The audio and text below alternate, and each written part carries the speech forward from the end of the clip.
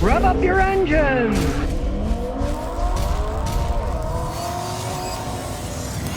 David Thomas says, do you like the Land Rover Freelander TDI? At least the diesel ones don't have all the problems that the gasoline ones do. My experience with Land Rovers are they're endless money pits. They're some of the worst built vehicles in the world. I've got a system called All Data, and it shows all the problems that are wrong with cars. I call them technical service bulletins.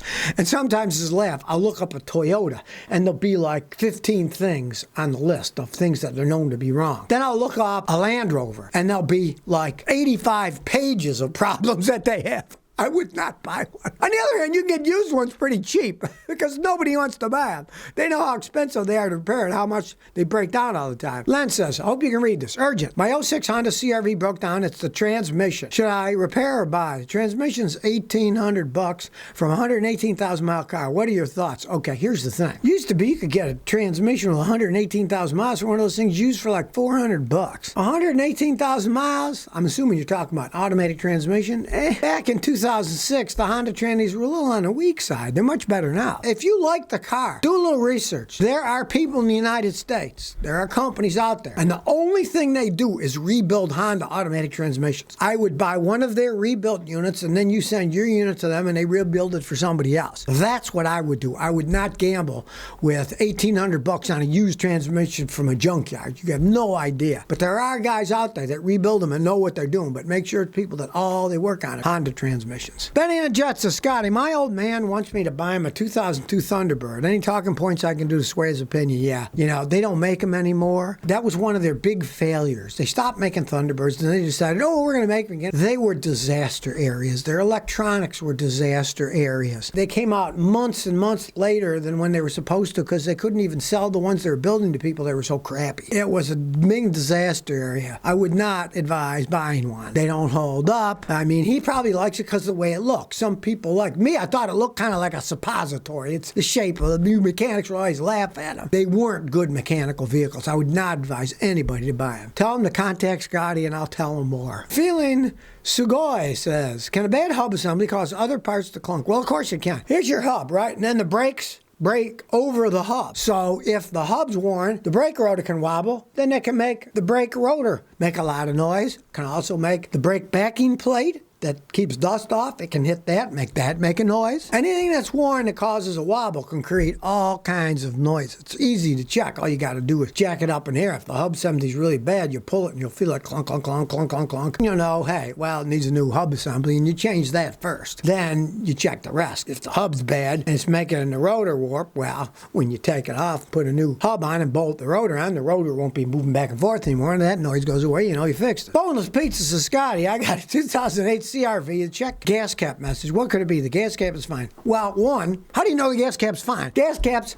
seal. They have a rubber O-ring and they're supposed to seal. Sometimes they just wear and they no longer seal. The easiest thing to do, and don't go to a cheap discount auto parts store. Go to the Honda dealer and buy a factory Honda cap. It's very specific at how much pressure it holds. Put that on, reset it. If you have a friend or anybody that has a code scanner, put in it and say, reset code, yes, it'll reset it. If it doesn't come back, that fixed it. Now, if it doesn't fix it, the gas cap code is more or less a generic code. It means there's a problem in your evap system. There's a leak somewhere. You could have a vacuum line leak. You could have an evap canister vent valve. Lots of things can trip that code. Look at all the vacuum lines on that system. And especially check the evap canister vent valve to see if it's leaking or not, because they'll often leak. Michael says, can a P302 code cause all the warning lights to stand and a remote start and cruise control aren't working? 2018 Honda CR-V. P302 means misfire on cylinder number 2. And when you get a misfire, a lot of times your computer of your vehicle automatically shuts down other systems. Like some cars,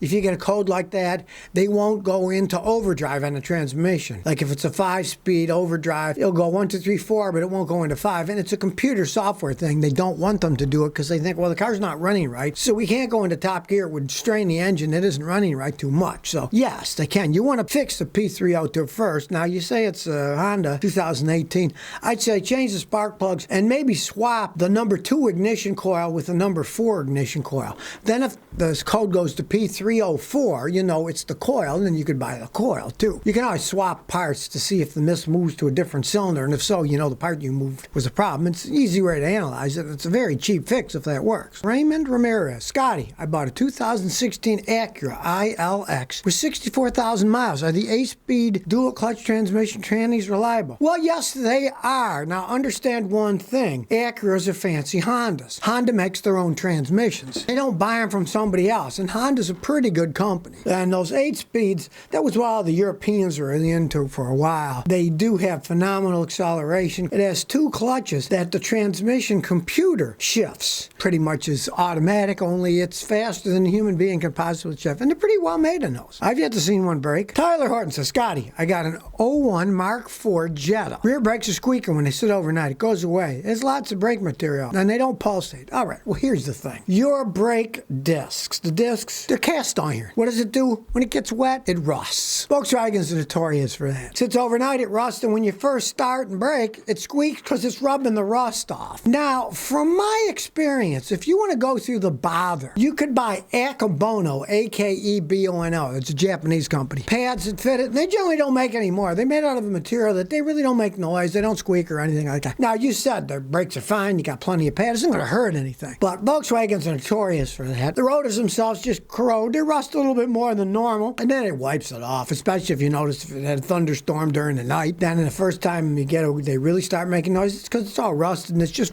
wiping the rust off. It doesn't really hurt anything. Jay Homeboy says, when are you coming to Northern California? Oh, I wouldn't mind going there for a vacation. I've been there a couple of times. We went to Northern California. We flew to San Francisco, and then we drove to Northern California, stayed right on the ocean. It is beautiful there. Even in the summer, it's chilly, though. Nobody swims in the water or anything. I would never move there for tax purposes. I'd pay so much money in taxes to make your head spin. But it is beautiful in Northern California. Although, it was a little, I remember one time we were driving down the road, and there was a guy hitchhiking. He had an axe in his hand. I thought, you know, all these things you read about California, here's the guy with an axe in his hand hitchhiking. Needless to say, we didn't pick him up. By the Dutch dude says, Scotty, have you ever worked on a Kubota? Yeah, you know, I worked on a Kubota tractor once for a guy. The older ones are relatively simple when they had carburetors and stuff on them. And then when you got the fancier diesel ones and they got into electronics, then you really got to have a lot of computers to work on them like any other vehicle. The other day I was looking at my son's got 4-wheelers out in his country land. Even it's fuel injected. It doesn't even have a carburetor. So things are getting more complicated. But I've worked on one in the past. They're kind of fun to work on. The only hassle is getting parts. Because since they're not regular cars, you know, and they're tractors and stuff, getting parts can be really a pain and very, very expensive. Because you can't go to AutoZone and get parts from Kubota, right? So you got to go to the Kubota dealer, and then they just ream you because they know you can't get parts anywhere else. Mr. Professor says, Scotty, what's your opinion on small nuclear engines in cars? All right, well, the money it would cost to make them and the radiation shielding that would need it would be so heavy, a crazy thing to do. Ages ago, the Air Force tried to make a plane with a nuclear engine, but of course, a lot of the lead shielding and everything, it weighed so much, and if they ever crashed, there'd be waste everywhere. So I don't think we're going to have small nuke engines. The only thing that really runs on them are submarines. The submarines are huge. They have a lot of space. Don't care about weight in a submarine. They want heavy weight, so they'll sink when they want to sink under the waves. They want it to carry all that ballast, so they don't care that much about that stuff. And all they're doing is using the power to get heat to make steam to run generators and stuff, to run the electric motors. Cars, I doubt it if they're going to have nuclear engine anytime soon. Bucky Barnes says, Scotty, do you miss the good old days? Well, as they always say, the good old days weren't that good. A lot of things were harder. People made a lot less money. Now, yes, on the one hand, cars were simpler. My grandfather, he had hand tools. He'd use a giant screwdriver to listen. He didn't have electronic listening devices. Cars did not have computer fuel injection systems. They were much simpler vehicles. They were easier to fix. They were easier to diagnose. So, yeah, in that respect, it was simple. You could fix it yourself with a hammer and a screwdriver, right? But on the other hand, it's a real challenge today. You really got to use your brain to understand electricity and how to analyze things. And with these fancy scan tools, since I'm famous, it's great. I get them free. The companies just send them to me. I tell them, look, you can't pay me to advertise your stuff. I don't do paid advertising. I said, but you can send me all the tools you want. I'll try them out. And if they're any good, I'll use them in my videos. So you see the good ones. And occasionally I show you the bad ones that don't work and say, don't buy one of these. But with all that stuff, it's kind of like a Sherlock Holmes mystery every time you work on a car. But don't always think the good old days were good, because a lot of it wasn't. Your brain has this strange thing it does, that it remembers good things and it forgets bad things. So you generally don't remember all the bad things that happen. It's just a fantasy of the good things. So don't live in the past. I learned that. So if you never want to miss another one of my new car repair videos, remember to ring that bell.